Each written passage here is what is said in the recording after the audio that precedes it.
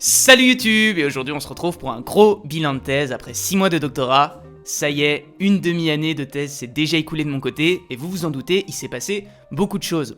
6 mois, je trouvais que c'était un moment opportun pour vous faire un premier gros récapitulatif de tout ce qui avait pu se passer de mon côté, alors sans plus tarder, c'est parti!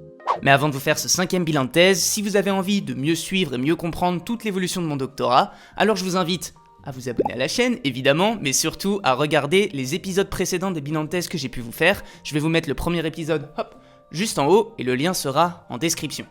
Comme à chaque bilan de thèse, j'ai deux petits rappels à vous faire. Le premier étant, hop, d'ajouter au montage la jauge de progression de mon doctorat. Alors aujourd'hui c'est assez facile puisque 6 mois de doctorat c'est la moitié de la première année, mais je trouve ça bien d'avoir toujours ce petit repère visuel et même pour le moral de voir que le verre augmente progressivement. C'est plutôt satisfaisant. Et puis, deuxième rappel, mon sujet de thèse, pour ceux qui ne le connaîtraient pas. Donc je fais une thèse en sciences de gestion, mon sujet porte sur l'entrepreneuriat digital, donc je m'intéresse au rôle des technologies digitales dans le processus des créations d'entreprises. Voilà, sans plus tarder maintenant, on peut rentrer dans ce fameux bilan de thèse. Alors, qu'est-ce qui s'est passé pour moi en 6 mois de doctorat? Qu'est-ce que j'ai réussi à faire et qu'est-ce qui m'a posé le plus de difficultés? C'est ce qu'on va voir dans ce bilan de thèse. Le premier point par lequel je dois évidemment commencer, c'est toutes les lectures que j'ai pu faire depuis le début de mon doctorat. C'est clairement ce sur quoi j'ai passé la plupart de mon temps. Et de toute façon, à ce sujet-là, mon directeur de thèse, il avait été très clair quand on avait dû faire notre petit calendrier ensemble. Il m'avait dit « Oh, vous inquiétez pas, jusqu'en mars 2021, c'est lecture, et encore lecture. » Bah je peux vous dire qu'il s'était pas trompé parce que la grande majorité de mon temps, je les ai passés sur cette fameuse revue de littérature, donc à faire de la lecture. Et il faut bien que je dise préparer la revue de littérature parce que c'est un exercice qui dure tout au long de la thèse, sinon ça aurait aucun sens de faire toutes ces lectures les 6 premiers mois et après de soutenir 3 voire 4 ans après. On aurait un gros décalage et ça aurait pas de sens. Donc de toute façon, la lecture, je vais encore en avoir, mais après tout, j'aime plutôt bien. La revue de littérature, c'est assez ingrat parce que ça prend beaucoup de temps et ça demande quand même une certaine gymnastique parce que je vous rappelle que la plupart des articles sont en anglais. Donc si vous voulez bien traduire et bien vous approprier les textes que vous lisez, ça prend beaucoup de temps. En attendant, si on rentre dans les chiffres, je les ai sous les yeux, j'ai lu environ 80 articles et ou chapitres d'ouvrage et j'en ai fiché précisément 30. Donc ça fait à peu près à peine 40%. Ça veut donc dire que j'en ai parcouru certains plus ou moins en profondeur, plus ou moins en diagonale, en fonction de ce dont j'avais besoin dans chaque article. De toute façon, ce qui moi m'intéressait, c'était vraiment d'avoir un grand aperçu de tout ce qui pouvait se dire sur mon sujet.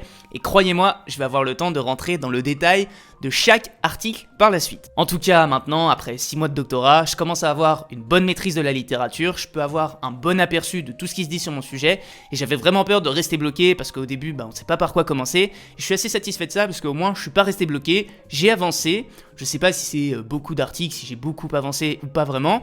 Moi, je pense que j'ai fait le travail et je suis assez content maintenant de commencer à pouvoir mettre ça en pratique. Ensuite, à partir de ces lectures, j'ai fait 4 versions de projets de recherche différentes. Vous allez me dire, mais pourquoi t'en as fait 4 alors que de toute façon, pour candidater au doctorat, tu dois faire un projet de recherche. Si vous ne le saviez pas, je vous invite à regarder ma vidéo sur comment candidater en doctorat. Je vais la mettre juste là et le lien sera en description.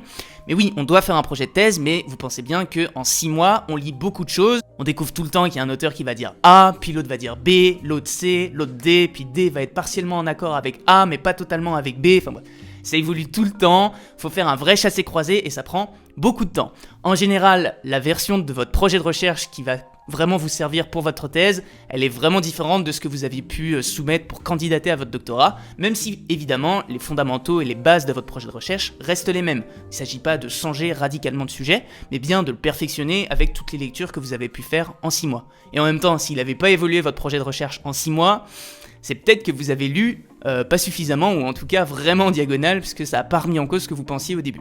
En parlant du projet de recherche, j'ai commencé à le concrétiser en préparant mon enquête de terrain qui devrait commencer pour le début de l'été, même si vous allez voir dans les prochains bilans de thèse que je vais démarrer une première phase de terrain sur les mois qui arrivent, là pendant avril, mai, juin. Je vous en dis pas plus, je vous réserve ça pour les prochains bilans de thèse. Toujours est-il que pour préparer cette enquête de terrain, j'ai dû faire plusieurs choses, notamment contacter des entrepreneurs digitaux. Donc j'en ai eu 3 au téléphone qui m'ont fait le plaisir de répondre et j'en ai relancé actuellement une bonne dizaine. J'attends là aussi leurs réponses et j'espère ne pas être bloqué là-dessus. De toute façon, il faut bien avancer.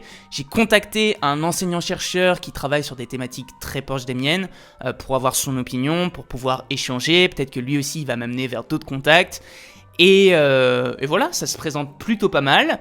Maintenant, à voir ce que je vais pouvoir en faire. Mon guide d'entretien est prêt, ma grille d'observation elle aussi, donc normalement, si tout se passe comme prévu, je devrais tenir les délais que je m'étais fixés pour démarrer mon enquête de terrain vers l'été. Quatrième point maintenant, pour ce qui concerne ma formation doctorale. Vous savez que sur l'ensemble du doctorat, on doit suivre un minimum de 90 heures de formation, ce qui fait grosso modo 30 heures par année. Donc moi j'en ai suivi 3, ce qui me valide un total de 43 heures. Donc j'ai pris un peu d'avance et je préférais puisqu'on peut s'organiser comme on veut. On n'est pas obligé de respecter 30 heures, 30 heures, 30 heures. On peut faire un petit peu comme on veut. Et moi j'ai pensé qu'il fallait mieux prendre de l'avance en première année pour se libérer du temps sur les 2 autres années qui vont suivre. Donc pour vous donner une idée, la première formation que j'ai suivie en janvier, elle m'a pris une semaine, du 25 au 29 janvier, 30 heures de formation validée d'un coup, ça c'était bien pratique. Elle s'appelait Fondamentaux de la recherche en sciences sociales, partie 1. Donc là, c'était clairement pour se remettre les bases de la recherche, pour mener un projet de recherche de A à Z. On a fait de la méthodo Cali, de la méthodo Canti, de l'épistémologie, donc bref, vraiment consolider les bases qu'on avait pu déjà acquérir dans le cadre de mon Master 2. D'ailleurs, c'était principalement les mêmes intervenants, mais bon, une petite piqûre de rappel, ça fait jamais de mal. Après, passer une semaine entière à faire des rappels de votre Master, faut s'accrocher, surtout en distanciel. Mais bon, au moins ça c'est fait et ça me valide quand même 30 heures, ce qui est non négligeable. Deuxième formation, valoriser son expérience doctorale et ses compétences, un jour, 7 heures de validé. Ça c'était plutôt intéressant, puisque ça nous apprend à vraiment prendre conscience de tout ce qu'on peut faire en doctorat et de savoir ensuite se vendre, que vous preniez la voie d'une carrière académique ou non par la suite. Et là aussi, si je devais faire un petit bémol, c'est que pour le coup, mon parcours en école de commerce m'a bien appris à savoir comment me vendre. Ça, c'est vraiment une des choses que je peux pas enlever en école de commerce. Donc, ça pouvait faire un petit effet doublon. Et la troisième formation qui m'a validé les 6 heures restantes, qui était peut-être la plus innovante de toutes, réseaux sociaux de chercheurs et visibilité du doctorant sur internet. Vous en doutez, le lien avec YouTube, il était assez évident pour moi. D'ailleurs, on a même servi d'exemple pendant le module. Mais au-delà de YouTube, j'avais aussi envie de m'intéresser aux réseaux sociaux qui sont vraiment dédiés à la recherche. Donc j'ai notamment en tête ResearchGate et Academia. Voilà. Ensuite, 5e point, j'ai commencé à m'intégrer dans une chaire de recherche qui travaille sur l'entrepreneuriat, en participant à leurs réunions, en m'intégrant progressivement dans l'équipe. L'ambiance est géniale, ils m'ont partagé plein d'infos et je les en remercie vraiment pour ça, parce que c'est vraiment une aide précieuse pour moi, pour avancer dans mon sujet, et puis après c'est à moi d'essayer de leur apporter quelque chose en retour. Donc bref, ça aussi, c'est à mettre sur le coude. Je vous en parlerai peut-être après si ça me permet de défendre mon projet de recherche ou d'avoir des opportunités par la suite. Mais toujours est-il que ça fait vraiment plaisir d'avoir ce soutien-là. Ça change du cadre de l'équipe que je peux avoir d'habitude dans le laboratoire de recherche. Et c'est vraiment très intéressant. 6e point, j'ai assisté en décembre à mon premier colloque, et je dis bien assisté parce que j'y ai pas contribué, j'ai pas soumis mon projet de recherche, etc. Mais par contre, j'y ai assisté pour voir le fonctionnement, comment ça marche, comment ça se déroule au final un colloque, puisque j'en ai jamais fait auparavant. C'était sur les plateformes à l'ère du digital, encore une fois, pile poil dans mon sujet, et franchement c'était intéressant, ça prend beaucoup la tête parce que vous avez beaucoup de présentations sur toute la journée qui s'enchaînent très vite, mais là aussi c'est hyper enrichissant pour bien avancer sur mon sujet.